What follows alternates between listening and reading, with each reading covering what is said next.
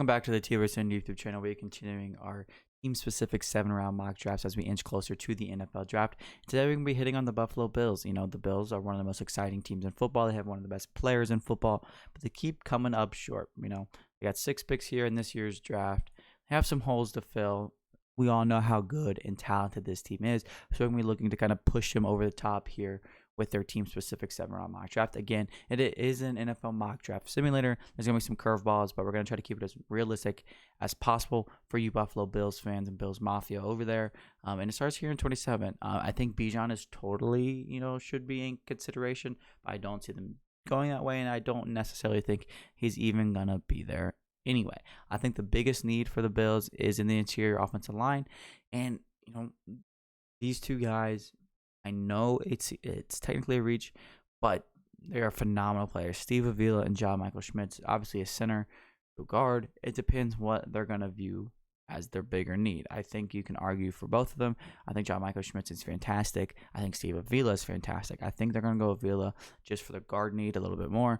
I think John Michael Schmitz is probably a little bit of a better player, but Steve Avila, very, very, very, very, very, very, very, very strong interior offensive lineman. The Bills like to dominate in the trenches, and I think adding Avila does just that. It makes him so much better in the trenches, so much stronger in the trenches. And again, it just shores up one of their biggest weaknesses, arguably their biggest weakness in their interior offensive line. I know another thing a lot of people talk about is this wide receiver room. And, how do you really want to approach it? You have Diggs, you have Gabe Davis, who's very hit or miss. Khalil Shakir, I am a big fan of. But still, there's a lot of inconsistencies outside of Stephon Diggs. So I think they could really add something next to him to kind of tie things together and just, patch up some of those consistency issues outside of Diggs. And I think one of my favorite players in the draft, he's been rising a lot. But when you look at the analytics, it'll tell you that this guy is one of the best receivers, if not the best wide receiver in the drafts based on most analytic models, and that's Marvin Mims.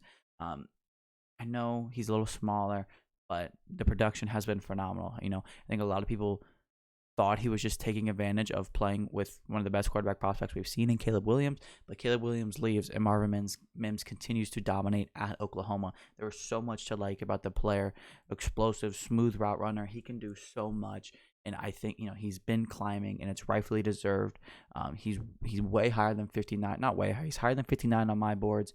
He's just a phenomenal receiver, and I really like his fit with the bigger body Gabe Davis, the all-around Stephon Diggs. And now you can add a little bit of an explosive playmaker, smooth route runner with Marvin Mims. I think it is a fantastic complement to that wide receiver room there in Buffalo. Now, I still think they have this interesting running back need. It's not like a crazy need, but they just like to have running backs for whatever reason. They like to draft running backs. They have Cook, they signed Damian Harris. So I think I'm going to stay away from running backs throughout this draft.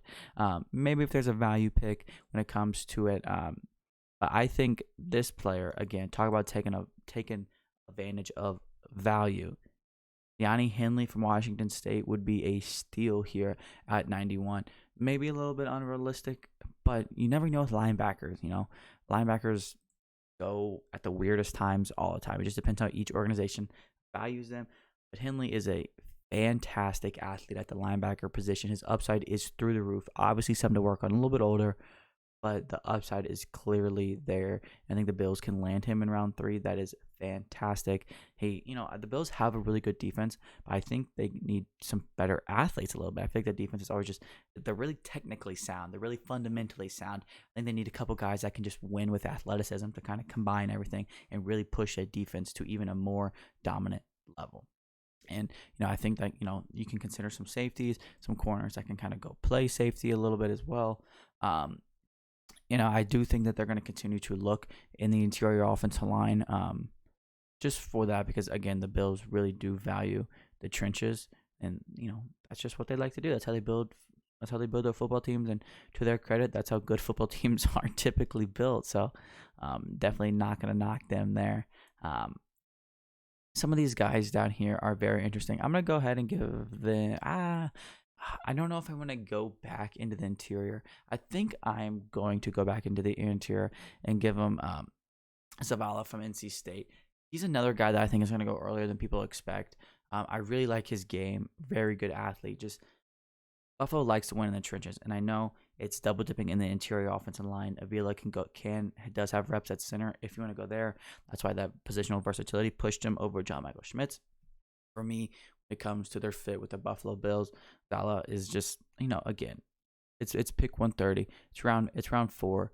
There's a lot to like with the player. Run with it. It's a way that like the Bills like to build the organization in the trenches. Very, very, very, very good player. Now, again, I said we're going to take a look at some of these running backs. I think that Kendry Miller could make some sense for them. A little bit more of your thumper even Chase Brown, a little bit more of your thumper. I know they have Damian Harris, I believe. But then he's only signed him to a short-year deal. So I think Kendall Miller, let's go ahead, or Kendry, I'm going to go ahead and give him Kendry Miller because, one, he might be the youngest player in the NFL draft. Regardless, he's a super young running back. He was super productive at his last years at TCU. And, I know he might not get the most run right away, but you're looking at a year from now, 2 years from now, him and James Cook are a fantastic complement to one another. They really play off each other's strengths and weaknesses, and I think that's a very good running back duo. I was going to stay away from running backs, but when you have the value of Miller there at 137, it's almost too good to pass up. So that's the only reason I ended up going with a running back there. Wasn't really expecting to do so, but the value's there, and that's how good running backs are found typically. And now again, it's 205. You're not going to find too many surefire starters, but there's some players to like. I like a lot of these interior offensive linemen. I don't want to say good interior offensive lineman class, but there's a lot of upside in this interior offensive lineman class. And considering the fact that the Bills like to continue to build in the trenches, I'm gonna take a shot on Jalen Redmond, just because the Bills love interior. And when you look at Redmond, I told you about how I feel like the Bills need more athletes. They do have some athletes on the defensive line. Credit to them there. But Jalen Redmond was just a freak show at the NFL Combine. I think that obviously you need a little bit to develop him a little bit, but that's normal. That happens. He's a 7th round draft pick, but for a 7th round draft pick or a 6th round, wherever we may have got him, the upside is there. And at the end of the day, that's what you're looking for when it comes that time. And I know this draft probably took a little bit of some different swings and Bills fans were looking for, but this is kind of mixing BPA based with how they typically draft. Don't be afraid to draft the offensive lineman. That's how good football teams are built, and that's how the Bills have built their team in the past.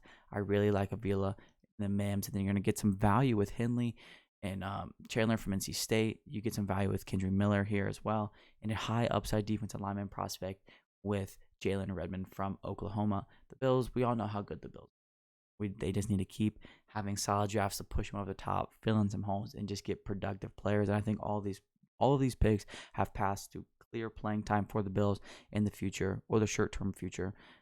Very, very solid draft to fill those holes, but still mixes in some upside as well. That's going to wrap up the Buffalo Bills team-specific 7-round mock draft. The NFL draft is just days away now. It feels like it's been so long, but we are almost there. So if you don't want to miss any NFL draft-related news, make sure you're following on all TWSN social media accounts. And again, the process is almost complete. A few more teams left to do, so if you don't want to miss any of those, make sure you follow along here on the TWSN YouTube channel. I'm looking forward to seeing you guys here soon.